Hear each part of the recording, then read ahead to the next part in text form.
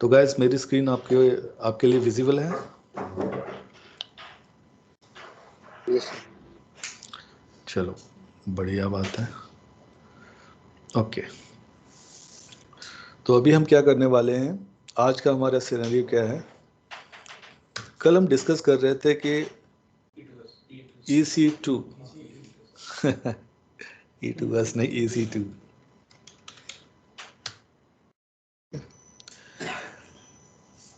आज का हमारा जो टॉपिक है उसका हेडिंग है EC2। ठीक है, और EC2 अगर मोटा मोटी बात करें तो EC2 stands for elastic compute cloud. तो ये उसकी फुल फॉर्म है। ठीक है, इलास्टिक कंप्यूट क्लाउड।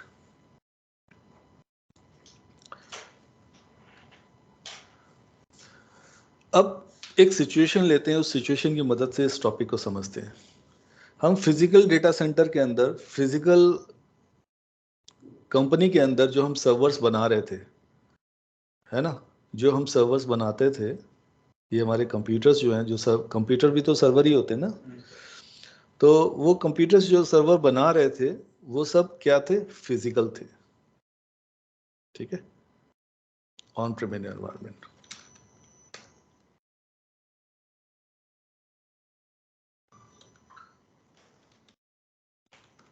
ठीक है, फिजिकल सर्वर्स थे। उन फिजिकल सर्वर्स पे फिर ऊपर से कोई ऑपरेटिंग सिस्टम भी इंस्टॉल करते थे आप। ठीक है, कोई ना कोई ऑपरेटिंग सिस्टम भी इंस्टॉल होता था। गाइस थोड़ा जल्दी आने की कोशिश किया करो, क्योंकि ये रहता है कि ना, अगर 10 मिनट का भी मिस हो जाता है ना, तो अगला जो होता है उसका कनेक्शन पिछले से बनाने के लिए बहुत प्रॉब्लम हो जाती है। अगला समझ में नहीं आता जब तक कि पिछला समझना है। तो प्लान इस तरीके से किया करो कि आप टाइम पे पहुंच जाओ यहाँ पर क्लासरूम के अंदर, तो उतना बेटर है ना।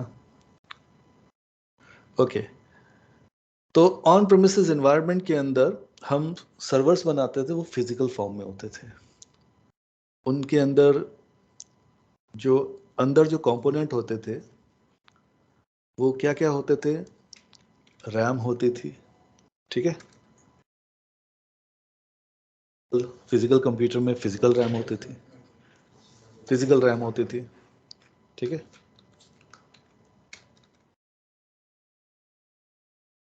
और क्या होता था, CPU होता था, वो भी फिजिकल होता था। और क्या होता था, डिस्क होती थी, हार्ड डिस्क, जो किसके अंदर डेटा स्टोर होता था, ऑपरेटिंग सिस्टम रन होता था, इंस्टॉल होता, एप्लीकेशन सॉफ्टवेयर वगैरह इंस्टॉल होते तो डिस्क में ही होते थे। वो डिस्क जो होती थी वो भी फिजिकल फॉर्म में होती थी।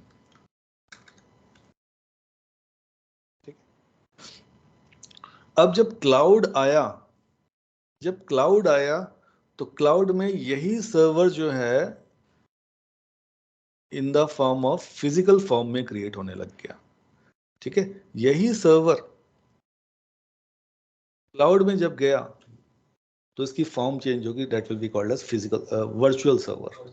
ठीक है, वर्चुअल का मतलब हो गया जिसकी फिजिकली कोई एग्जिस्टेंस ना हो, we are calling as virtual. ठीक है, अब आप मोबाइल के अंदर आप कार की गेम खेलते हो तो क्या कार क्या वो फिजिकल रहती है, क्या वर्चुअल रहती है। ठीक है, तो वैसे ही जो सर्वर जो क्लाउड के अंदर जो होने लगा वो वर्चुअल फॉर्म में होने लगा। उसके अंदर ऐसा नहीं है कि रैम नहीं थी, रैम भी उसके थी, अंदर थी। वो रैम जो थी वो वर्चुअल रैम थी। CPU ऐसा नहीं था, उसमें था ही नहीं, CPU भी था लेकिन वो भी वर्चुअल फॉर्म में था। डिस्क जो थी वो भी डिस्क भी थी लेकिन वो भी वर्चुअल डिस्क थी, वर्चुअल फॉर्म में थी। ऑपरेटिंग सिस्टम जो फिजिकल में रन कर रहा था, चाहे वो विंडोज़ का ऑपरेटिंग सिस्टम हो चाहे लिनक्स का ऑपरेटिंग हो, तो डिस्क के अंदर ऑपरेटिंग सिस्टम भी था, चाहे वो लिनक्स का ऑपरेटिंग सिस्टम हो चाहे वो विंडोज़ का ऑपरेटिंग सिस्टम हो।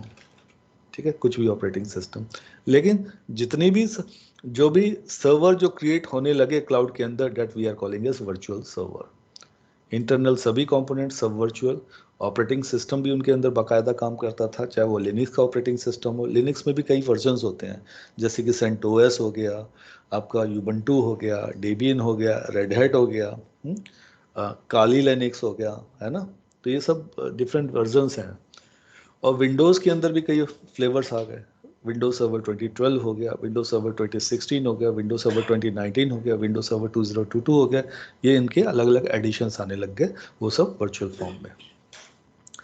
अब ये जो सर्वर्स जो हम क्रिएट करते हैं, वर्चुअल सर्वर जो हम क्रिएट करते हैं क्लाउड के अंदर, ये जो सर्वर्स क्रिएट करने, जिस सर्विस के अंदर ये सर्वर्स क्रिएट करते हैं, that we are calling as EC2 service. Simple.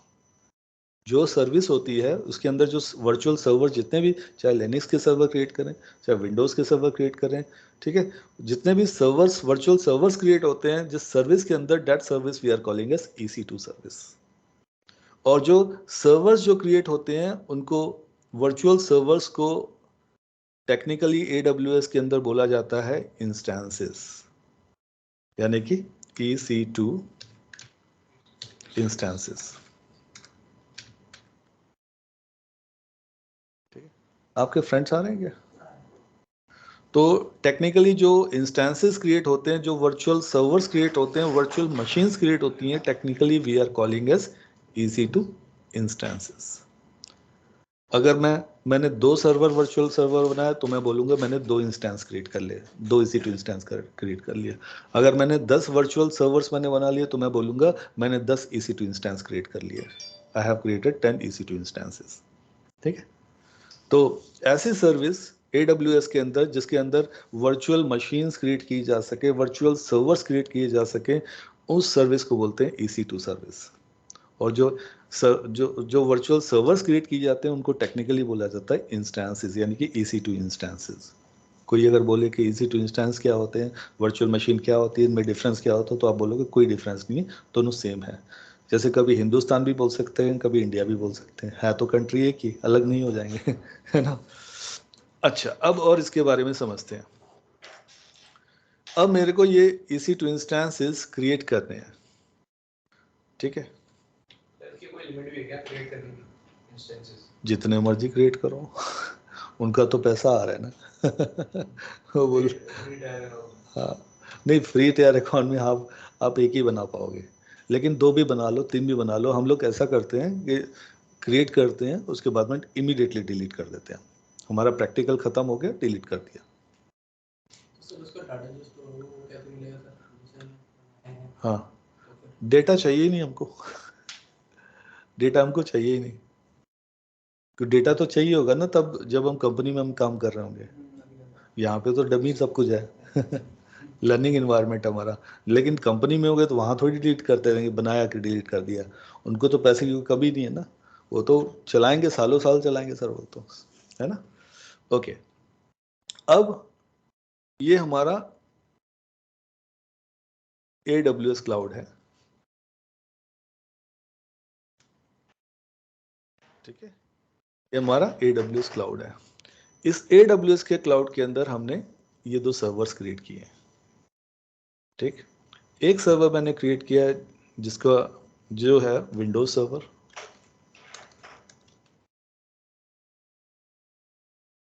ठीक है, विंडोज सर्वर। और जो दूसरा सर्वर मैंने क्रिएट किया है उसको मान के चलेंगे ये हमारा लिनक्स का सर्वर है, ऑपरेटिंग सिस्टम इसके लिनक्स इंस्टॉल किया है,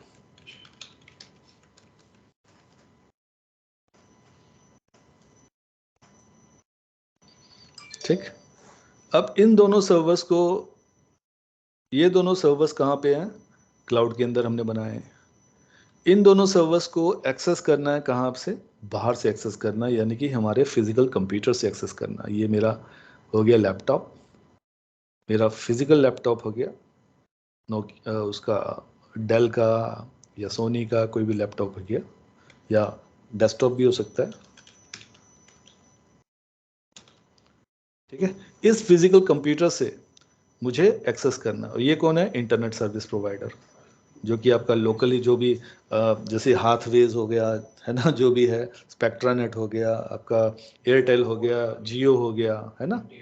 हाँ, तो जो भी आपका लोकल में इंटरनेट सर्विस प्रोवाइडर है, इंटरनेट की सर्विसेज दे रहा है, मुहैया करवा रहा है, वो इंटरनेट सर्विस प्रोवाइडर है आपका। अब मेरे को इस फिजिकल कंप्यूटर से मेरे को ये सर्वर को एक्सेस करना है, रिमोटली एक्सेस करना है। तो सबसे पहले मेरे को मालूम होने चाहिए इसका पब्लिक आईपी एड्रेस क्या है। तो दोनों के दोनों सर्वर्स जो हैं, विंडोज़ का है, लिनक्स का सर्वर है, इनके 2 आईपी एड्रेसेस होंगे। एक होगा पब्लिक आईपी एड्रेस, ठीक है। एड्रेस का मतलब क्या हुआ, एड्रेस किस लिए जरूरी होता है, पता एड्रेस। मेरे को मालूम नहीं होगा कि उसका एड्रेस क्या है, तो मैं उसके घर तक कैसे पहुंच पाऊंगा। एड्रेस तो उसके घर तक पहुंचने की ज़रूरत पड़ा चाहिए ना, ये तो भटक जाऊंगा। अगर मैं बोल दूं कि मेरे को मैं दिल्ली में रहता हूँ, अरे दिल्ली में कहाँ रहते हो, एग्जैक्ट एड्रेस तो मालूम होना चाहिए ना।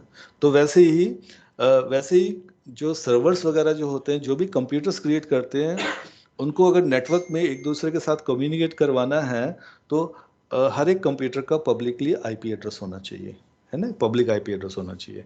तो there is a public IP address और there is a private IP address.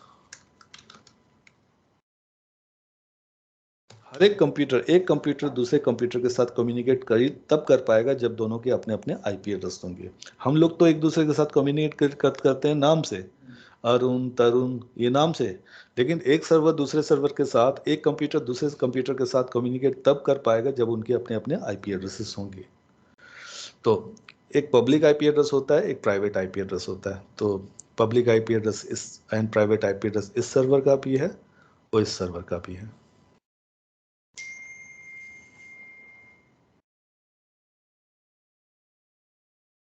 Let's say ये पब्लिक आईपी एड्रेस हो गया और ये प्राइवेट आईपी एड्रेस हो गया। Let's say the public IP address जो है, अब मेरे इसका विंडोज सर्वर का 5.54.0.0.6 है, ये मान के चल रहा हूँ। और जो प्राइवेट आईपी एड्रेस है मेरे इस विंडोज सर्वर का 10.0.0.1 है, ठीक है, 4 है। और इसका पब्लिक आईपी एड्रेस जो है, इसका पब्लिक आईपी एड्रेस जो है 64.0.0.6 है, ठीक है। और इसका प्राइवेट आईपी एड्रेस जो है वो 10.0.0.5 है, ठीक है, मैं ये मान कर चल रहा हूँ। अब ये पब्लिक आईपी एड्रेस जो होता है, ये किस लिए होता है, पब्लिक आईपी एड्रेस किस लिए होता है गाइस, कुछ गेस करो, कुछ ओपिनियन दो। सर्वर आईडी होती है, इंटरनेट इससे पता के लगेगा थ्रू कि किसी सर्वर है। से कनेक्ट हो सके। सही बात है, इंटरनेट से कनेक्ट होने के लिए हमें जो एड्रेस चाहिए वो पब्लिक आईपी एड्रेस चाहिए। अगर मान लो कि हमारा एक सर्वर यूएसए में रखा है ना, यूएसए वाले सर्वर के साथ एक्सेस करने के लिए हमें इंटरनेट पे जाना पड़ेगा ना, इंटरनेट के थ्रू एक्सेस कर पाएंगे ना। तो इसलिए हमें चाहिए पब्लिक आईपी एड्रेस उस यूएसए वाले सर्वर का, तभी हम उस यूएसए वाले सर्वर्स पे इंटरनेट के थ्रू एक्सेस कर पाएंगे, ठीक है। तो जो भी सर्वर इंटरनेट के थ्रू हम एक्सेस करना चाहते हैं, ठीक है, उस सर्वर का हमें पब्लिक आईपी एड्रेस मालूम है, होना चाहिए। तो कोई हम क्लाउड को हम बिना इंटरनेट के एक्सेस कर पाएंगे क्या, नहीं। तो जो भी सर्विस को इंटरनेट से के थ्रू एक्सेस करना चाहते हैं, उस सर्विस को एक्सेस करने के लिए हमें पब्लिक आईपी एड्रेस चाहिए, है ना। तो अब ये सर्वर हमारा विंडोज का सर्वर है और ये कहाँ पे, क्लाउड के अंदर है। तो हम इस विंडोज सर्वर को या लिनक्स का सर्वर को बिना इंटरनेट के एक्सेस कर पाएंगे, AWS को बिना इंटरनेट के एक्सेस कर पाएंगे, नहीं कर पाएंगे। तो इसीलिए हमें मालूम होने चाहिए इसका पब्लिक आईपी एड्रेस क्या है। और अभी हमें लिनक्स के सर्वर को एक्सेस करना है, तो हमें लिनक्स के सर्वर का पब्लिक आईपी एड्रेस मालूम होना चाहिए, ठीक है। और ये मेरा फिजिकल कंप्यूटर है ना, ये फिजिकल कंप्यूटर में मेरी एक एप्लीकेशन इंस्टॉल होनी चाहिए जिसको बोलते हैं रिमोट डेस्कटॉप कनेक्शन। ये एक फ्री एप्लीकेशन है, ये पहले से सारे विंडोज़ के कंप्यूटर्स पे इंस्टॉल होती है, लेकिन जिसके पास मैक है उसमें प्रॉब्लम हो सकती है क्योंकि मैक एक अलग ही विंडोज़ की वो नहीं है ना, वो एक अलग हो गया, एप्पल का प्रोडक्ट हो गया, तो उसमें चाहे हो या ना हो वो अलग बात है, उसमें एक्सटर्नली आपको इंस्टॉल करनी पड़ेगी रिमोट डेस्कटॉप कनेक्शन एप्लीकेशन। तो हमारे कंप्यूटर में रिमोट डेस्कटॉप कनेक्शन नाम की एप्लीकेशन होनी चाहिए, ठीक है, हमारे फिजिकल कंप्यूटर पे, जैसे कि ये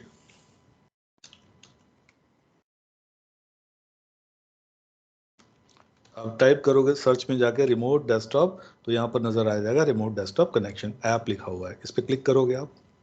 अब यहाँ पर ऐप खुलकर आ गई आपको, तो जो पहले से आईपी एड्रेस नजर आ रहा होगा उसको हटा दोगे, और जिस मशीन के साथ रिमोट कनेक्शन बनाना है, जो क्लाउड पे आपके रन कर रही है, जिस विंडोज़ की वर्चुअल मशीन के साथ रिमोट कनेक्शन बनाना है, उसका आईपी एड्रेस यहाँ पर टाइप कर दोगे। जैसे कि 54.0.0.6 अगर आईपी एड्रेस है इस विंडोज़ के सर्वर का, तो इसका 54.0.0.6 आप टाइप कर दोगे, फिर बाद में कनेक्ट पे क्लिक कर दोगे, तो कनेक्शन यहाँ से रिक्वेस्ट जाएगी यहाँ से हमारे कंप्यूटर से और सर्वर तक पहुँचेगी, और सर्वर रिस्पॉन्स देगा और कनेक्शन इस्टेब्लिश हो जाएगा, ठीक है। तो रिमोट डेस्कटॉप कनेक्शन नाम की एप्लीकेशन यहाँ पर इंस्टॉल होनी चाहिए, ठीक है, अगर आपको विंडोज़ का सर्वर एक्सेस करना है, ओनली फॉर विंडोज़।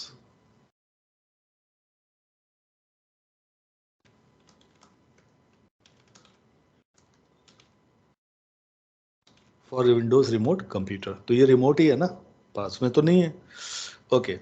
और अगर लाइनेक्स का सर्वर एक्सेस करना है, तो यहाँ पर आपकी cmd.exe एप्लीकेशन होनी चाहिए, cmd होनी चाहिए, cmd से एक्सेस कर सकते हो, ब्राउज़र से एक्सेस कर सकते हो, ठीक है, cmd से एक्सेस कर सकते हो, ब्राउज़र से एक्सेस कर सकते हो, ठीक है, और किससे एक्सेस कर सकते हो, चाहे तो आप putty.exe भी ले सकते हो, दोनों में से कोई भी, तीनों में से कोई भी तरीका आप यूज़ कर सकते हो। तो cmd भी सारे कंप्यूटर्स में होता ही है। अब जब cmd टाइप करोगे आप, ठीक है, तो यहाँ पर कमांड प्रॉम्प्ट आएगा, यहाँ पे क्लिक करोगे तो cmd आपका ओपन हो जाएगा। ये तो फ्री है ना सबका, हर एक कंप्यूटर पे, तो cmd से आप ओपन एक्सेस कर सकते हो, पुट्टी से भी आप एक्सेस कर सकते हो, ब्राउज़र से भी आप एक्सेस करते हो। मतलब है हमारे को एक्सेस करने से, इनमें से आप कोई भी तरीका आप यूज़ कर सकते हो, ठीक है, to access this Linux server remotely from your physical computer. Guys, getting clear? Clear हो रहा है guys आप सबको? हेलो? Yes sir. ठीक है, अब और चीज बताता हूं मैं आपको। इस फिजिकल कंप्यूटर से अगर आप विंडोज का सर्वर एक्सेस कर रहे हो, क्लाउड के अंदर विंडोज सर्वर है, तो यहां से यहां तक का जो कनेक्शन बनाने के लिए एक प्रोटोकॉल यूज होता है, ठीक है, एक प्रोटोकॉल यहां से यहां तक का एक कनेक्टिविटी बनाने के लिए यूज होता है, that we are calling as RDP, ठीक है, आरडीपी। तो उसका एक आइडेंटिफिकेशन नंबर भी है जिसको बोलते हैं सर्विस पोर्ट नंबर, तो उसका आइडेंटिफिकेशन नंबर है 3389। तो ये आरडीपी प्रोटोकॉल जो है, ये बैकग्राउंड कनेक्शन बना रहा है विंडोज सर्वर का हमारे फिजिकल कंप्यूटर तक आने का। और So what is the full form of RDP? Remote desktop protocol, ठीक है, आईएसपी से पास होगा यानी प्रोटोकॉल से डेफिनेटली ये कनेक्शन तो आईएसपी से ही हो, तो हो जाएगा ना, रिक्वेस्ट तो आईएसपी से जाएगी ना, इंटरनेट से, इंटरनेट हो गया तो आईएसपी हो गया। अच्छा, और यहाँ से लाइनक्स के सर्वर का और हमारे कंप्यूटर तक का कनेक्शन जो बनेगा, वो एक प्रोटोकॉल बनाएगा, आरडीपी नहीं बनाएगा, इस बारी एसएसएच बनाएगा। वो एसएसएच का एक आइडेंटिफिकेशन नंबर होता है, आइडेंटिफिकेशन नंबर को सर्विस पोर्ट नंबर बोलते हैं, 22। अब एसएसएच की फुल फॉर्म होती है सिक्योर्ड शेल। एस का मतलब होता है सिक्योर्ड, एसएच का मतलब होता है shell, secured shell. So background connection will be created in between the Windows server and your physical computer will be created by a protocol called as RDP. तो RDP यहाँ से यहाँ तक का कनेक्शन बनाएगा विंडोज़ के केस में, और जो आपका SSH जो प्रोटोकॉल है वो लिनक्स का कनेक्शन बनाएगा, आपके लिनक्स के AWS के सर्वर को आपको फिजिकल कंप्यूटर में एक्सेस करवाएगा ये प्रोटोकॉल, ठीक है, दोनों का अलग अलग। RDP लिनक्स के केस में काम नहीं करता, SSH विंडोज़ के केस में काम नहीं कर सकता, दोनों की अपनी अपनी रिस्पॉन्सिबिलिटीज़ हैं, ड्यूटीज़ हैं, ठीक है। अब एक और बात बताता हूं मैं। जब हम EC2 इंस्टेंस बनाते हैं, यानी कि वर्चुअल मशीन बनाते हैं, सर्वर बनाते हैं वर्चुअली, तो उसके उस वर्चुअल मशीन को एक्सेस करने के लिए हमको ऑथेंटिकेशन भी चाहिए, है ना। ऑथेंटिकेशन चाहिए, जैसे कि यूजर नेम और पासवर्ड। यूजर नेम और पासवर्ड किस लिए चाहिए? Due for the security reason, for the security point of view. अगर यूजर नेम और पासवर्ड नहीं है तो कल को तो मैं किसी भी सर्वर को एक्सेस कर लूँ, सिक्योरिटी क्या रही, है ना। ये गूगल सर्वर है, गूगल सर्वर को एक्सेस कर लूँ मैं। वैसे तो कर रहे हैं, गूगल हमें लिमिटेड एक्सेस दे रहा है ना, लेकिन गूगल के अंदर में क्या कॉन्फ़िगरेशन चल रही है वो तो मैं नहीं देख सकता ना। अच्छा, अब वो यूजर नेम, ठीक है, वो पासवर्ड जो होता है ना लॉगिन करने के लिए सर्वर्स के अंदर ऑथेंटिकेशन के लिए, वो ऑथेंटिकेशन के लिए पासवर्ड कौन प्रोवाइड करता है? There is a file called as key pair file, ठीक है, की पेयर फाइल। वो की पेयर फाइल का आप नाम दोगे, क्रिएट करोगे वो फाइल, वो की पेयर फाइल क्या करेगी? पासवर्ड को आपको प्रोवाइड करवाएगी, ठीक है। जैसे कि की पेयर फाइल का मैंने नाम दे दिया abc.pen, ठीक।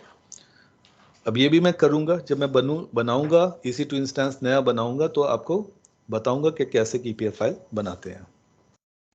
अच्छा, ये RDP जो है और SSH जो है, हेलो, ये RDP एंड SSH की मेरे को नॉलेज नहीं है, क्योंकि मेरा इलेक्ट्रिकल बैकग्राउंड था, तो मेरे को बिल्कुल भी इनके बारे में पता नहीं है। तो आप प्लीज थोड़ा इलेबोरेट करेंगे इनके बारे में। RDP बस इतना ही है, कोई ज्यादा नहीं है इसमें। अच्छा, यहाँ नीड नहीं है हमें जानने की। नहीं नहीं नहीं, नीड नहीं है, बस इतना ही है, बस RDP के बारे में ओके। बस इतना ही है। RDP एक प्रोटोकॉल है, बोले तो ओके। प्रोटोकॉल, कि यहाँ से इसका रिमोट कंप्यूटर का कनेक्शन करवा देता है आपने अपने कंप्यूटर पे, है ना। हाँ और जी। इस लाइनक्स के सर्वर का रिमोट कनेक्शन लेने के लिए एक प्रोटोकॉल जो यूज होता है SSH, बस इतना ही काम हो रहा है, बस रिमोटली कनेक्ट करवा रहा है, बस इतना ही काम है, इससे ज्यादा कोई काम है ही नहीं इसका, ठीक है। Okay okay. यहाँ थैंक पर यू। ना, वेलकम, यहाँ पे बहुत सारे लोग ऐसे बैठे हैं कि वो नॉन IT बैकग्राउंड से हैं, कोई तो किसी ने BCom भी किया हो, वो भी हैं। तो कोई ऐसी बात नहीं है, ठीक है। अच्छा, तो RDP का काम क्या है? रिमोट कनेक्शन, विंडोज सर्वर का रिमोट कनेक्शन हमारे कंप्यूटर पे करवा रहा है, सिर्फ इतना काम है RDP का। और SSH का काम इतना है कि रिमोट लाइनक्स सर्वर का हमारे कंप्यूटर पे एक्सेस करवा रहा है, बस इतना काम है SSH का, इससे ज़्यादा और कोई काम नहीं है। लेकिन ये अगर हम RDP ऐड नहीं करवाएंगे तो क्या होगा? कनेक्शन नहीं मिलेगा। लेकिन RDP SSH ये कहाँ डिफाइन कर रहे हैं? तो मैं बताता हूँ, एक कंपोनेंट होता है जब हम EC2 इंस्टेंस यानी कि वर्चुअल सर्वर जब क्रिएट करते हैं, तो उन स्टेप्स में एक इंस्टेंस क्रिएट होता है जिसको बोलते हैं सिक्योरिटी ग्रुप।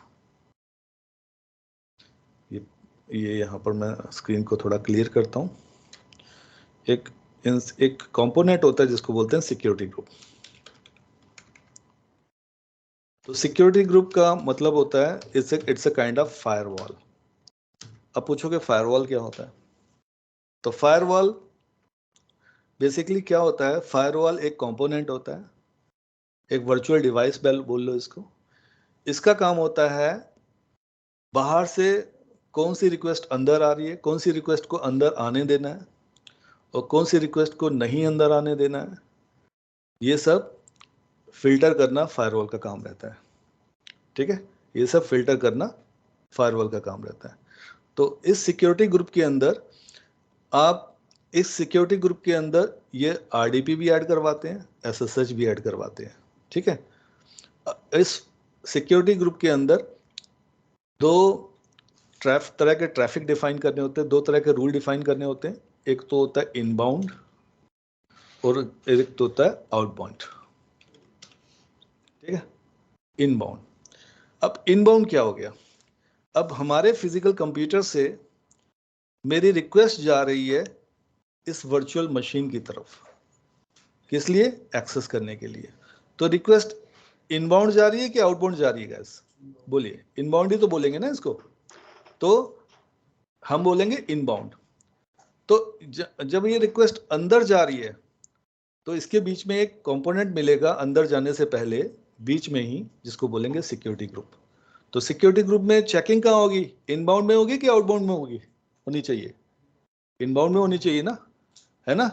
अगर मैं किसी कंपनी के अंदर इंटरव्यू देने के लिए जा रहा हूँ, अंदर जा रहा हूँ, तो इनबाउंड ही तो बोलेंगे ना, इनबाउंड चेकिंग होगी ना।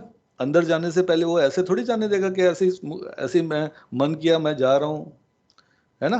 तो वो गेट पे पहले चेकिंग करेगा, वो आइडेंटिटी पूछेगा मेरे से, वो मेरे से पूछेगा किससे मिलना है, मैं बोलूँगा HR से मिलना है। बोला क्यों मिलना है, बोला इंटरव्यू है, कोई पर्पस है, इंटरव्यू है, राउंड है, 3rd राउंड है, 1st राउंड है, 2nd राउंड है, जो भी, ठीक है। फिर बोलेगा प्लीज़ वेट करो यहाँ पर, ठीक है, लेट मी चेक, आपको अलाउ है कि नहीं है। तो बोलेगा मेरे को अपने रजिस्टर पे या मेरे अपने सिस्टम या कंप्यूटर में मेरे को देखने दो, आपका नाम मेरी लिस्ट में शामिल है कि नहीं है। तो देखेगा अरे अरे अरे अरे हाँ आपको तो अलाउ है, अलाउड लिखा हुआ है। तो फिर बोलेगा सर आप यहाँ से सीधे जाइए और स्ट्रेट आप पहले सीढ़ी चढ़ जाइए, छोड़ के फिर दूसरी सीढ़ी पे चले जाइए, वहाँ पे HR मिलेगा आपको, आप अंदर चले जाएंगे, है ना। अब वो चेकिंग कौन कर रहा है, गेटकीपर कर रहा है ना, सिक्योरिटी गार्ड कर रहा है ना। तो सिक्योरिटी गार्ड की ही तरह समझ लो ये सिक्योरिटी ग्रुप होता है। तब जब अपने फिजिकल कंप्यूटर से आप रिमोट विंडोज सर्वर को या लिनक्स सर्वर को ऐप एक्सेस करना चाहते हो, तो यहाँ से रिक्वेस्ट अंदर जा रही, इनबाउंड की तरफ जा रही है। तो यहाँ पर बोल रहा है सिक्योरिटी ग्रुप बोल रहा है ठहरो, लेट मी चेक इट, कि आपका जब यहाँ से रिक्वेस्ट जा रही है तो किस तरह की, अगर विंडोज की तरफ जा रही है तो यानी कि RDP वाली रिक्वेस्ट है, ठीक है। तो वो बोलेगा ठहरो, लेट मी चेक इनबाउंड के अंदर RDP ऐड है कि नहीं है, ठीक है। अगर यहाँ पर RDP इनबाउंड में ऐड मिलेगा तो बोलेगा आप जा सकते हैं। तो बाहर जो भी मेरे फिजिकल कंप्यूटर से जो रिक्वेस्ट विंडोज के सर्वर को एक्सेस करने के लिए जा रही है, तो उस रिक्वेस्ट को बोलेगा कि हाँ RDP तो है इसमें, तो इसको जाने दो, तो आगे रिक्वेस्ट आगे फॉरवर्ड कर देगा और विंडोज के सर्वर की तरफ मेरे कंप्यूटर से जो रिक्वेस्ट आने वाली है उसको आने देगा, और यहाँ से फिर सर्वर रिस्पॉन्स कर देगा और कनेक्शन इस्टेब्लिश हो जाएगा। अगर लाइनेक्स के सर्वर के लिए, ये जो मेरा लाइनेक्स का रिमोट सर्वर है, इसकी तरफ अगर रिक्वेस्ट जा रही है, तो यहाँ से रिक्वेस्ट जा रही है, बीच में सिक्योरिटी ग्रुप पड़ेगा, बोलेगा ठहरो, लेट मी चेक SSH की एंट्री है कि नहीं है। अब SSH की एंट्री यहाँ पर इनबाउंड रूल में मिल जाएगी, तो बोलेगा हाँ यू आर अलाउड, तो आगे जो रिक्वेस्ट पीछे से आने वाली है मेरे कंप्यूटर से वो जाने देगा और लाइनेक्स का कनेक्शन बन जाएगा, लाइनेक्स के सर्वर का कनेक्शन मिल जाएगा। सो गाइस क्लियर हो गया सबको? Hello hello, Yes, sir. Yes sir. ठीक है। अब यही चीज़ें हम प्रैक्टिकली भी देखेंगे, ठीक है। तो प्रैक्टिकली देखने के लिए सबसे पहले तो अकाउंट होना चाहिए। होप सो लोगों का अकाउंट क्रिएट हो गया होगा आप लोगों का, ठीक है। जिसका एक आध का नहीं भी हुआ होगा आज क्रिएट कर लेना ज़रूरी है। तो प्रैक्टिकल करने के लिए, हाँ आउटबाउंड का वो काम है ना, अगर वर्चुअल मशीन से में आप ऑलरेडी आ चुके हो, आप लॉगिन कर चुके हो, वहाँ से आप बाहर की कोई चीज़ को एक्सेस कर रहे हो, जैसे कि गूगल को एक्सेस करना है, तो ट्रैफिक बाहर जाएगा ना, रिक्वेस्ट बाहर जाएगी ना।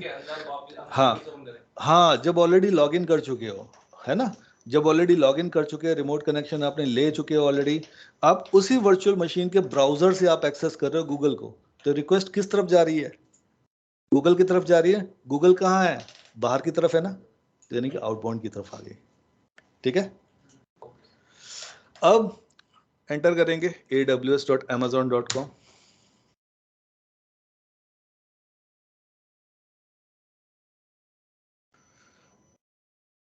ठीक।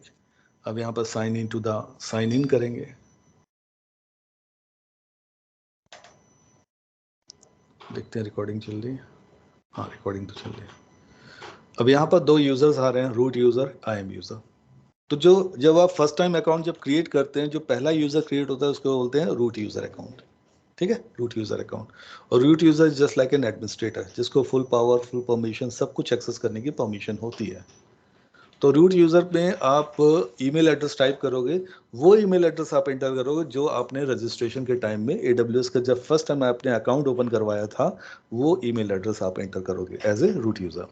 तो मैं यहाँ पर एंटर कर देता हूँ, ठीक है, नेक्स्ट पे क्लिक करेंगे।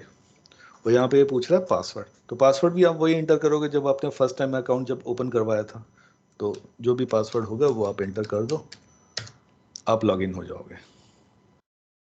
तो आप कंसोल के अंदर लॉगिन हो गए, ये देखिए अब आपको ये डिसाइड करना है, ठीक है, मैंने क्या बताया था, किस सर्विस के अंदर सर्वर्स बनाते हैं, EC2 सर्विस के अंदर बनाते हैं। अब मेरे को ये डिसाइड करना है कि ये सर्वर्स, वर्चुअल सर्वर्स मेरे को बनाने हैं तो किस रीजन के अंदर बनाने हैं। तो AWS के बहुत सारे डेटा सेंटर्स हैं, अलग अलग रीजन है जहाँ पर AWS के डेटा सेंटर्स, जैसे मैंने कल भी बताया था। अगर आपको कैलिफोर्निया में सर्वर बनाने हैं तो नॉर्थ कैलिफोर्निया में क्लिक कर दो, अगर आपको वर्जीनिया में बनाने हैं तो वर्जीनिया सेलेक्ट कर लो, अगर आपको मुंबई में बनने चाहिए तो मुंबई को सिलेक्ट कर लो, ठीक है ना। तो रेकमेंड ये होता है कि आप वहीं पे बनाओ जो आपकी फिजिकल ज्योग्राफिकल लोकेशन है उसके नज़दीक वाले हों। तो नज़दीक तो मुंबई पड़ेगा, ठीक है, क्योंकि कंपनी भी यही बोलती है कि आप वहीं बनाओ जहाँ पे आपकी कंपनी फिजिकली लोकेटेड हो, ठीक है। कल को कुछ हो तो आप कुछ भी तो कर सकते हो, आपके कंपनी कंट्री के ही अंदर है, US में कहाँ जाओगे आप। हालांकि US में भी बना सकते हो, कोई दिक्कत नहीं ऐसी। तो मैं मुंबई को सिलेक्ट कर लेता हूँ, तो यहाँ पर मुंबई आ जाएगा रीजन। अब मैं जो नया सर्वर बनाऊंगा वो मुंबई में बनेगा, मुंबई के फिजिकल डेटा सेंटर में बन जाएगा, ठीक। अब देखो कौन सी सर्विस के अंदर मेरे को जाना है, EC2।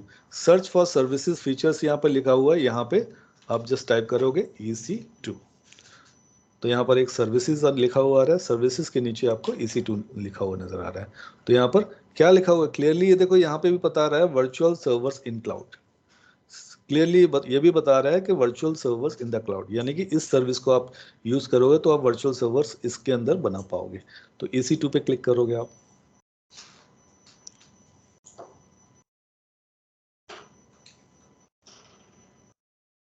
ठीक है। अब देखो EC2 का कंसोल आ गया। अब जो भी इसके रिलेटेड ऑप्शंस हैं हमें यूज करने हैं वो ऑप्शंस हम यूज करेंगे सर्वर्स को बनाने के लिए। तो यहाँ पर इंस्टेंसेस रनिंग का ऑप्शन आ रहा है, यहाँ पे इंस्टेंसेस रनिंग पे क्लिक करेंगे हम, ठीक है। अब नंबर ऑफ इंस्टेंसेस रनिंग यहाँ पर बता रहा है कितने, 0 बता रहा है। मैंने पहले कुछ सर्वर्स बनाया था, जेनकिन का सर्वर, टॉमकैट का सर्वर मैंने बनाया था, अपने कुछ एक्सपेरिमेंट करने के लिए बनाया था, वो मैंने स्टॉप करके रखे हुए हैं अपने, फ्यूचर में कभी मैं यूज़ करूँगा, ठीक है। लेकिन अभी हमें नया स्क्रैच से मेरे को एक नया सर्वर बनाना है, स्टार्टिंग से स्क्रैच से मेरे को एक नया सर्वर बनाना है। सो लॉन्च इंस्टेंस नाम का ऑप्शन यहाँ पर आ रहा है ना, इसको मैंने क्लिक करना है।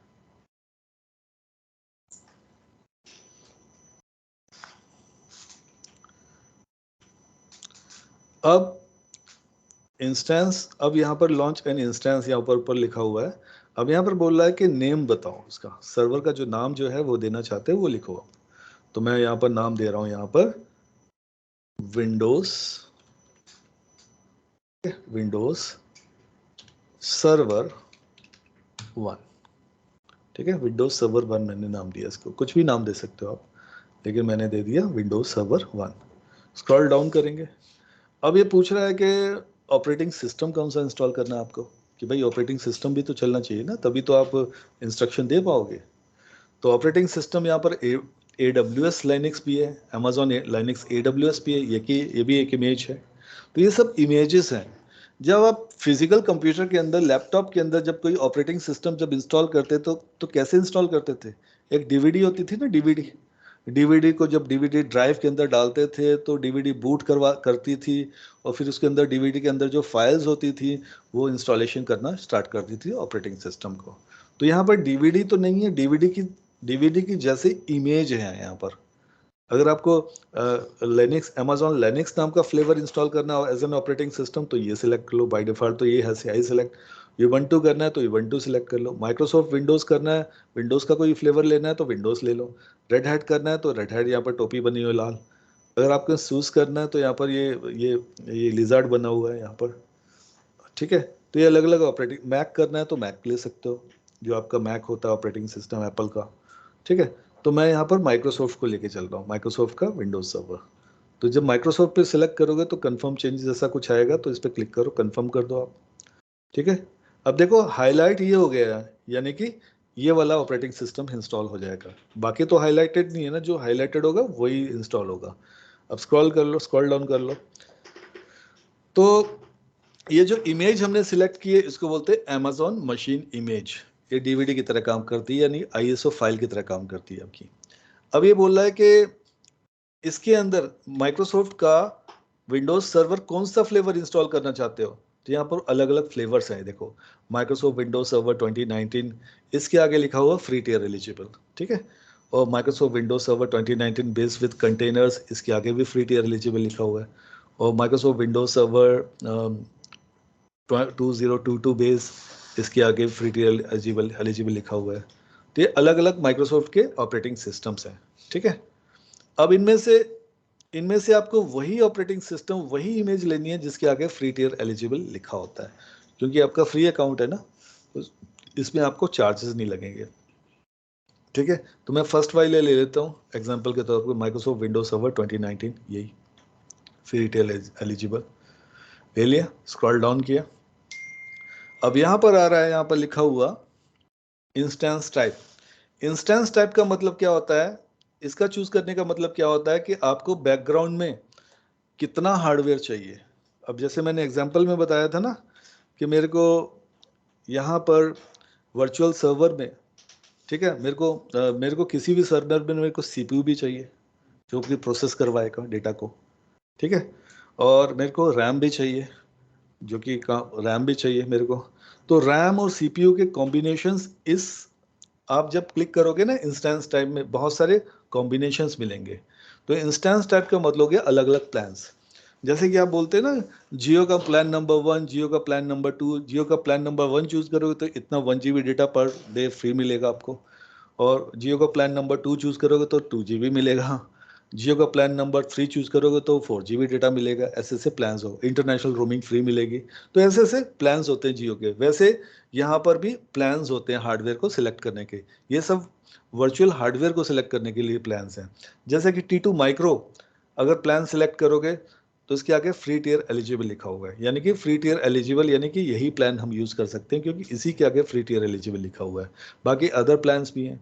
अगर जब ये प्लान चूज कर रहे हो तो इसके अंदर अकॉर्डिंग आपको एक वर्चुअल सीपीयू अटैच हो जाएगा आपके वर्चुअल मशीन में ऑटोमेटिकली, और 1 GB of the memory RAM use attach हो जाएगी, ठीक है। उसके अलावा और भी देखते हैं प्लान कौन कौन से हैं। अगर आप T2 नैनो सिलेक्ट करोगे, लेकिन इसके आगे तो फ्री टियर एलिजिबल लिखा ही नहीं है, यानी कि ये यूज ही नहीं कर सकते, अदरवाइज चार्ज आएगा। तो एक वर्चुअल सीपीयू मिल जाएगा और 0.5 GB मेमोरी मिल जाएगी आपको, ठीक है। इससे बेटर तो ये है फ्री टियर एलिजिबल वाला।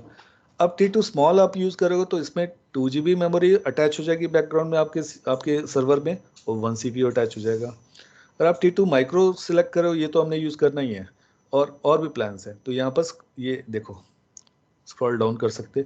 T2 मीडियम सिलेक्ट करोगे तो इसमें आपको 2 वर्चुअल CPU मिल जाएंगे, अटैच हो जाएंगे, और 4 GB रैम अटैच कर दी जाएगी बैकएंड में, ठीक है। और आगे जाते हैं। हेलो हाँ बोलिए।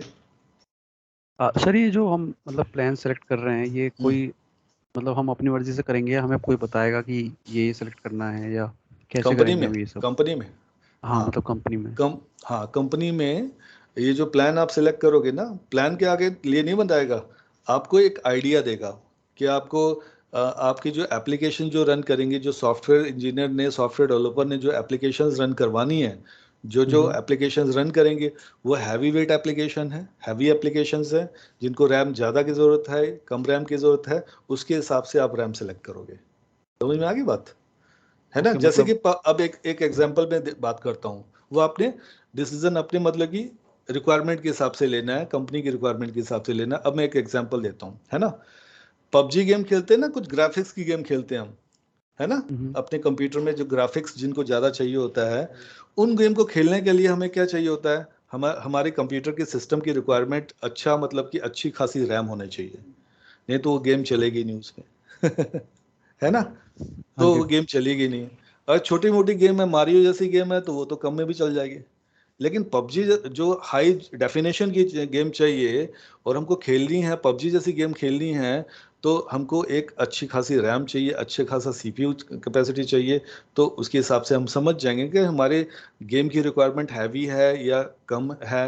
अगर हैवी रिक्वायरमेंट है तो हम ज़्यादा सेलेक्ट कर लेंगे, रैम भी ज़्यादा वाला वो प्लान ऐसा चूज़ करेंगे जहाँ पर ज़्यादा रैम मिलेगी और ज़्यादा सीपीयू मिलेगा, ठीक है।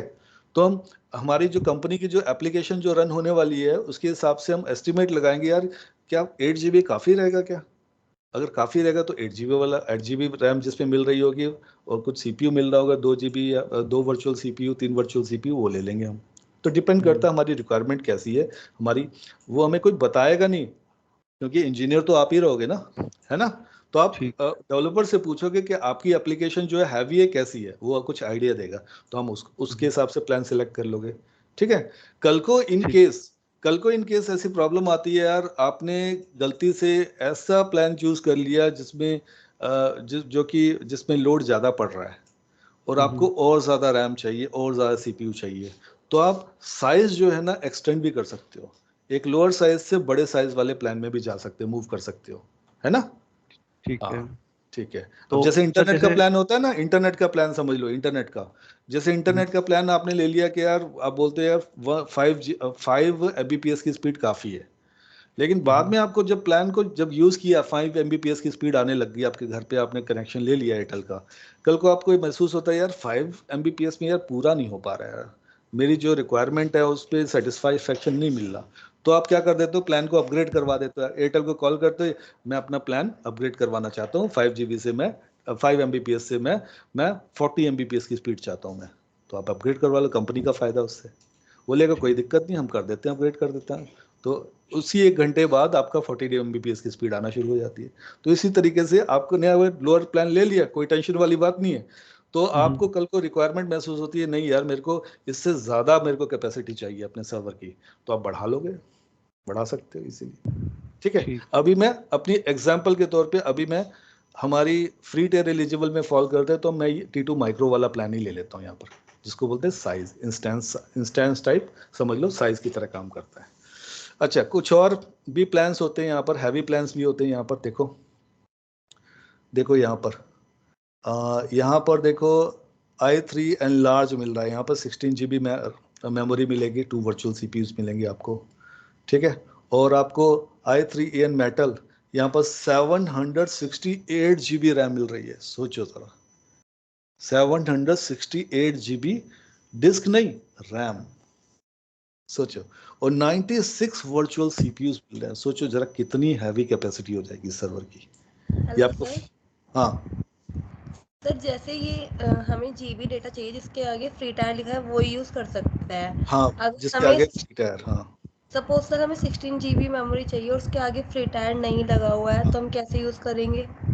नहीं यूज करोगे उसको, क्योंकि लर्निंग है ना अभी तो चाहिए ही नहीं, क्योंकि लर्निंग है, लर्निंग में आप यही यूज करो, लेकिन कंपनी में जाओगे तो वहां पर, कंपनी में जाओगे ना वहां तो फ्री वाला प्लान नहीं चल रहा होगा, अभी लर्न कर रहे हैं इसलिए वाला हम फ्री वाला यूज कर रहे हैं, तो सर कंपनी में कोई भी यूज कर सकता है। कंपनी में आप कोई भी यूज कर सकते हो, आप महंगे वाला भी यूज कर सकते हो कंपनी, क्योंकि कंपनी को पे करना है ना वो तो, है ना। हाँ ठीक। ठीक है। अब मैं ये वाला यूज कर रहा हूँ T2 माइक्रो, ठीक है। अब जितने भी हम EC2 इंस्टेंसेस बनाएंगे हर एक में T2 माइक्रो ही यूज करना आप, ठीक है।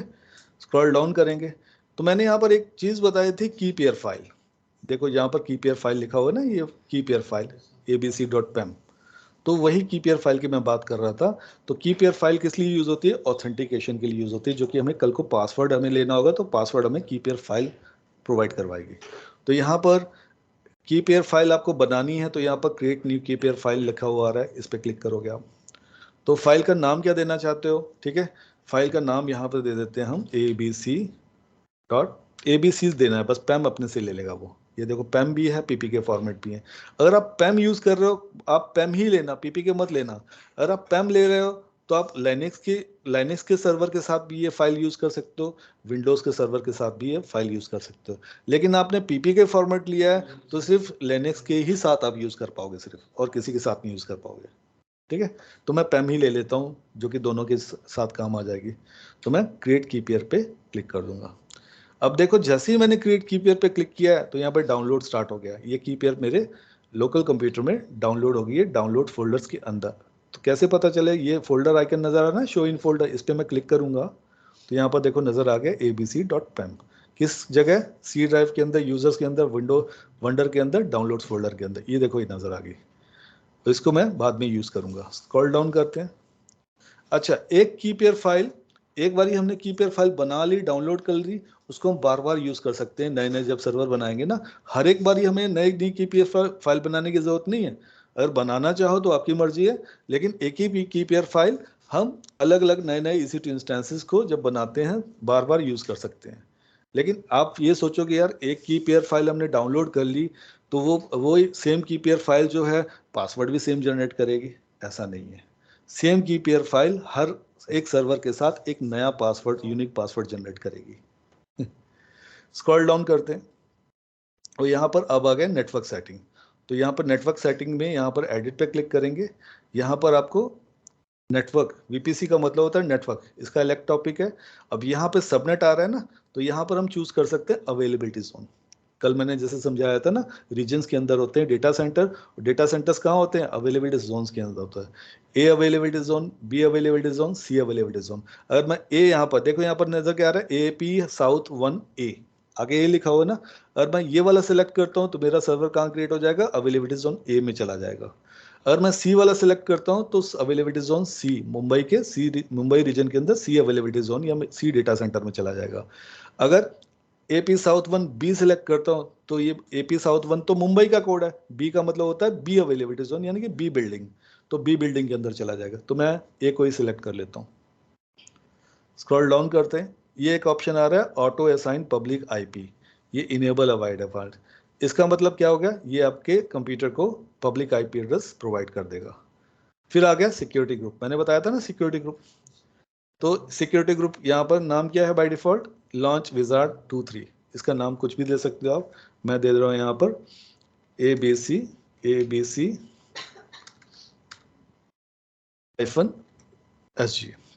इसी को मैं कॉपी कर लेता हूँ और इसी को मैं यहाँ पर पेस्ट करवा देता हूँ।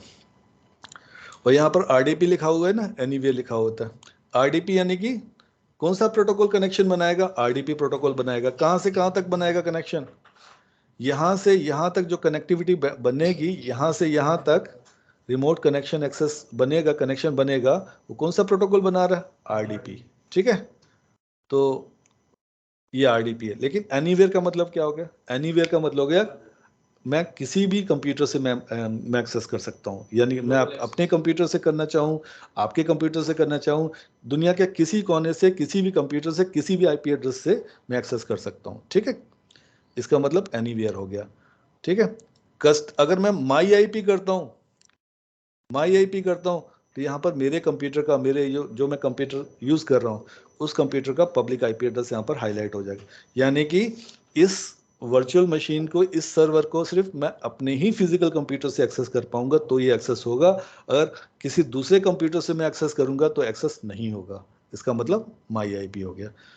कस्टम का मतलब हो गया कि अगर मैं एक यहाँ पर रेंज डिफाइन कर दूं, मान लो कि मैं एक रेंज डिफाइन करता हूं कि जिन कंप्यूटर के IP एड्रेसेस, ठीक है, जिन कंप्यूटर के IP एड्रेसेस 90 से स्टार्ट होते हैं, ठीक है, 90.0.0.1, 90.0.0.2, 90, उन्हीं कंप्यूटर के को एक्सेस मिलेगी, बाकी किसी कंप्यूटर को एक्सेस ही नहीं मिलेगा।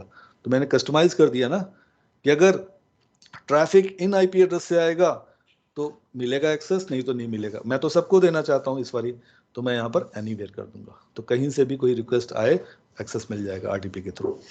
अब मैं स्क्रॉल डाउन करता हूँ, ठीक है, और यहाँ पे स्क्रॉल डाउन करने के बाद यहाँ पे हम डिफाइन कर सकते हैं डिस्क का साइज कितना होना चाहिए। तो बाय डिफॉल्ट इसने दे रखा है 30 GB। अगर आप चाहते हो 500 GB डिस्क तो 500 GB दे सकते हो, लेकिन 500 GB क्यों दे, हम तो लर्न कर रहे हैं यहाँ पर, तो इतना फालतू में क्यों दे, तो 30 GB ही दे देते हैं। ठीक है, और यहाँ पे जब सब चीज़ें हो गई तो उसके बाद लॉन्च इंस्टेंस पे क्लिक करेंगे यहाँ पर, तो यहाँ पर सक्सेस का मैसेज आना चाहिए। देखो सक्सेस आ गया, successfully initiated launch instance. Scroll down करेंगे, व्यू ऑल इंस्टेंसेस पे क्लिक करेंगे और रिफ्रेश कर लेंगे। रिफ्रेश करना जरूरी है, आप पैनिक मत होना कि मैंने तो बनाया लेकिन यहाँ पर क्यों नहीं आया। रिफ्रेश जब तक नहीं करोगे तब तक नहीं आएगा। तो देखो जो आपने सर्वर बनाया था उसका नाम यहाँ पर अपीयर हो गया, विंडोज सर्वर 1। और ये क्या है, इंस्टेंस ID। ये इंस्टेंस ID क्या प्रोवाइड करती है, यूनिक आइडेंटिफिकेशन नंबर है, यूनिक आइडेंटिफिकेशन प्रोवाइड करती है। जो भी आपका सर्वर बनता है उसको यूनिक ID AWS देता है। तो ये इंस्टेंस ID ऑटोमेटिकली आपको AWS रैंडमली देता रहता है हर एक इंस्टेंस को। तो यहाँ इनिशियली यहाँ पर स्टेटस क्या नजर आ रहा है, रनिंग। रनिंग का मतलब क्या हो गया, हाँ, डिप्लॉय अभी नहीं हुई है। इसने इंस्टेंस स्टेट का मतलब क्या हो गया, इसने चेक कर लिया है कि जो CPU कनेक्टेड है वो सही है कि नहीं है। इसने चेक किया रैम जो कनेक्टेड है अटैच्ड है वो सही है कि नहीं है, ऑपरेटिंग सिस्टम की इमेज सही है कि नहीं। जब ये सारा का सारा जो वर्चुअल हार्डवेयर जो है ये वेरीफाई करके वो अप्रूव कर देता है कि हाँ सब कुछ सही है, तो यहाँ पर रनिंग का स्टेटस आ जाता है। अब यहाँ पर रिफ्रेश करेंगे यहाँ पर, तो यहाँ पर एक आ रहा है यहाँ पर स्टेटस चेक इनिशियलाइजिंग। इनिशियलाइजिंग का मतलब इंस्टॉलेशन अभी प्रोग्रेस में है। जब इनिशियलाइजिंग का स्टेटस चेंज हो जाएगा तो एक नया स्टेटस आएगा 2/2 चेक्स पास्ट। जब यहाँ पर 2/2 चेक्स पास्ट आ जाएगा तो हमें समझ जाना है machine is ready to use, तो फिर उसका रिमोट एक्सेस लेके देखेंगे। फिर ये 2/2 चेक पास है। एक जैसे होता है ना फिल्मों में जैसे देखते हो ना, अगर मैं बोलूँगा मर्ड आइलैंड तो यानी कि सब कुछ ठीक है, पुलिस नहीं है, तो वैसे ही उन्होंने एक कोड बनाया है 2/2 चेक्स पास, AWS वालों ने, कि 2/2 चेक्स पास उनका कोई बैकग्राउंड में कोड रहता है प्रोग्रामिंग का कुछ, तो उन्होंने बोला कि जब भी 2/2 चेक्स पास आए ना it means installation is ready, done, आप इसको एक्सेस कर सकते हो। कोड रहता है, उनका कोड रहता है फाइनल कोड। तो थोड़ा टाइम लेगा। अब यही सर्वर आप फिजिकल डेटा सेंटर के अंदर बना रहे हो तो ऑलमोस्ट 1 घंटा ले लेता आपका, लेकिन आपका 1-2 मिनट के अंदर अंदर सर्वर रेडी हो जाएगा आपका अच्छा, ये क्या आगे क्या बता रहा है, किस रीजन के अंदर हो रहा है, AP South 1A, यानी कि अवेलेबिलिटी जोन ए मुंबई के अंदर हो रहा है। देखो मुंबई का कोड क्या यहाँ पर नजर आ रहा है, ये रहा South 1, ये देखिए मुंबई कहाँ गया, ये रहा AP South 1, ये देखो इसके आगे A लगा हुआ यहाँ पर, यानी कि अवेलेबिलिटी जोन A में फाइल बन रही है, ये आपका सर्वर बन रहा है। हाँ मुंबई के अंदर 3 अवेलेबिलिटी जोन है, वैसे हमने जो भी चुन सकते हो आप, ठीक है। और सिक्योरिटी ग्रुप कौन सा दिया था हमने, AP, ये ABC-SG, और की नेम क्या है हमने दिया, keep your file ABC, time दे रहा है लॉन्चिंग का, ये सब दे रहा है, ठीक है। अब ये प्रोग्रेस जैसे ही हमारी ये कंप्लीट होगी, रिफ्रेश कर लेते हैं, ये क्या हो गया,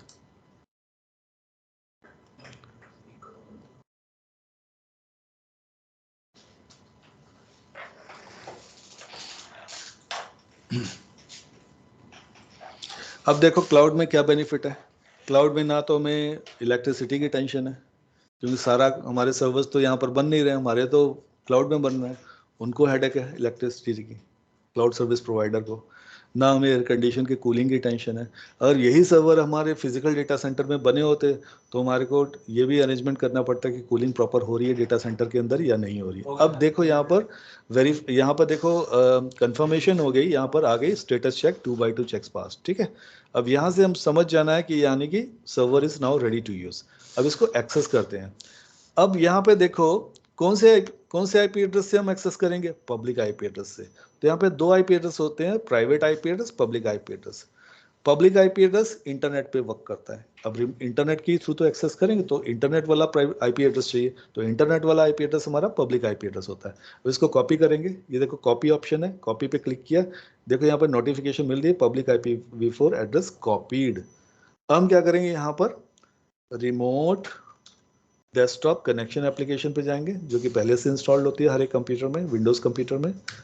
पहले वाला जो IP एड्रेस होगा उसको रिमूव कर दो और यहाँ पर राइट क्लिक करो और पेस्ट पे क्लिक करो, ये IP एड्रेस कॉपी हो गया। क्या यही IP एड्रेस है 35.154 35.154, यही है। कनेक्ट पे क्लिक करो। अब ये पूछ रहा है यूज़र नेम और पासवर्ड एंटर करो। अब हमारे पास तो यूज़र नेम पासवर्ड है नहीं, मैंने वही बताया था कीप योर फाइल देगा हमको पासवर्ड। तो कनेक्ट पे क्लिक करो, ठीक है, और RDP क्लाइंट पे क्लिक करो, ठीक है, क्योंकि हमारा तो क्लाइंट है, हम क्लाइंट मशीन से सर्वर को एक्सेस करना चाहते हो, तो RDP क्लाइंट पे जाएंगे हम। अब यहाँ पे स्क्रॉल डाउन करो और यहाँ पर यूज़र नेम पता लग जाएगा हमें एडमिनिस्ट्रेटर। तो यहाँ पर देखो ऑप्शन आ रहा है ना, यहाँ पर कॉपी वाला, क्लिक करो इस पर, तो यूज़र नेम कॉपीड अपने आप आ गया नोटिफिकेशन। तो यहाँ पर गए और यहाँ पर राइट क्लिक करके पेस्ट कर दिया, एडमिनिस्ट्रेटर यहाँ पे पेस्ट भी हो गया। अब हमें पासवर्ड तो मालूम नहीं है, तो पासवर्ड लेने के लिए यहाँ पर गेट पासवर्ड ऑप्शन आ रहा है, क्लिक करो। तो यहाँ पर पूछ रहा है keep your file associated with this instance ABC है, तो ये ब्राउज करेंगे हम, ठीक है। और ये कहाँ पर फाइल पड़ी हुई है, हमने डाउनलोड करी थी डाउनलोड्स फोल्डर के अंदर। तो ये है ना abc.pem, सिलेक्ट करो तो यहाँ पर भी फाइल नेम के अंदर ये आ जाएगा। ओपन पे क्लिक करो। अब देखो ये ABC ये दोनों फाइलें मैच करनी चाहिए जो भी कर रहे हो, ठीक है। अब इस पे स्क्रॉल डाउन करके यहाँ पे डिक्रिप्ट पासवर्ड आएगा। पासवर्ड अभी है लेकिन एनक्रिप्टेड है, हमें दिख नहीं रहा। अभी डिक्रिप्ट करना है पासवर्ड। डिक्रिप्ट पासवर्ड पे क्लिक करो तो स्क्रॉल डाउन करो, ये पासवर्ड हट गया, मतलब कि डिक्रिप्ट हो गया, दिखना अनहाइड हो गया पासवर्ड। अब कॉपी बटन पे क्लिक करो, पासवर्ड कॉपीड हो गया। यहाँ पे गए, क्लिक किया, पेस्ट कर दिया, ओके पे क्लिक करो, यस पे क्लिक करो। देखो कनेक्शन हमारे को मिल गया। टॉप में देखो कौन सा आईपी एड्रेस नजर आ रहा है, पब्लिक आईपी एड्रेस।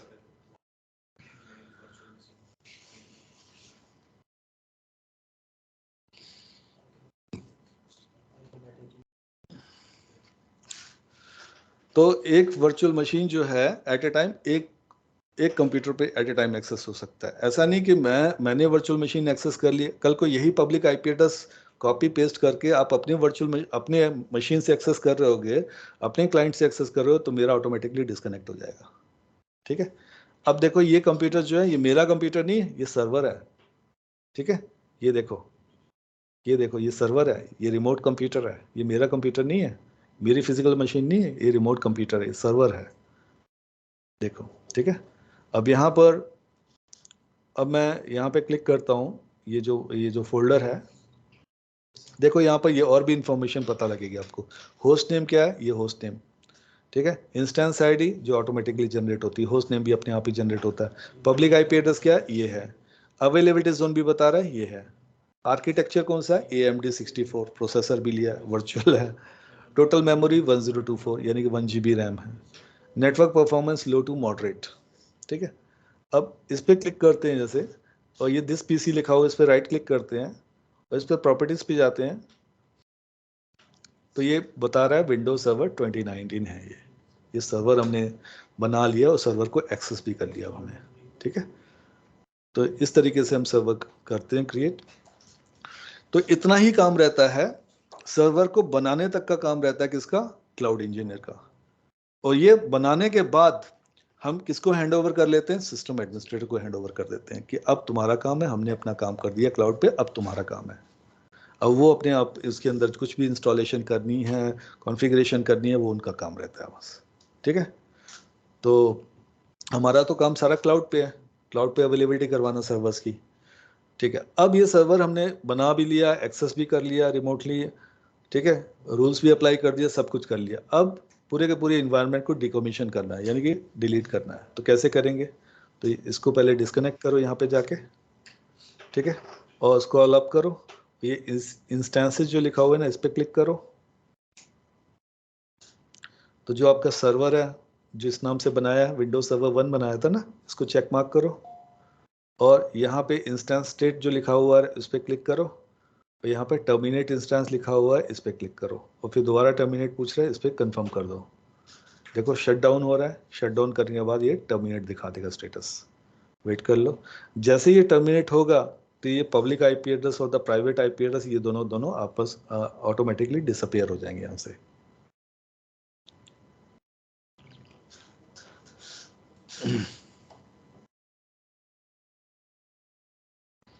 तो आज आपने नेक्स्ट जो सेशन होगा हमारा, वो मंडे को रहेगा, क्योंकि हमारे सेशन जो होते हैं मंडे टू थर्सडे होते हैं। ठीक है, सेम टाइम। और आप लोग भी कोशिश करना कि 5 मिनट बेशक पहले ही पहुंच जाओ, 5-7 मिनट 10 मिनट पहले ही पहुंच जाओ।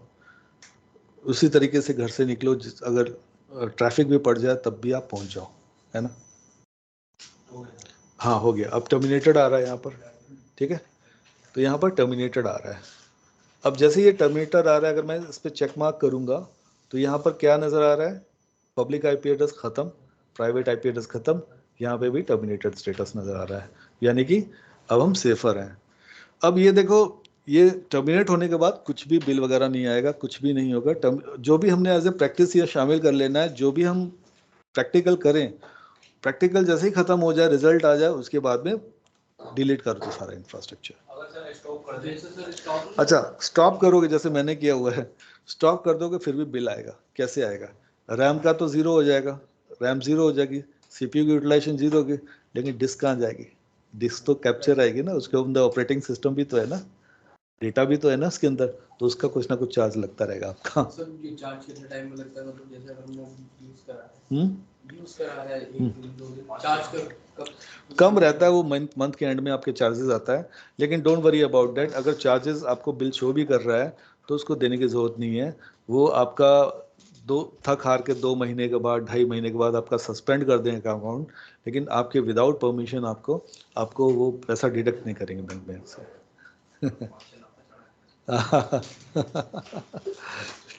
ठीक है, तो गाइस इस तरीके से करने आप प्रैक्टिस करना, 1-2 सर्वर 3 सर्वर आप बनाना, ठीक है, और उसको बाद में डिलीट कर लेना।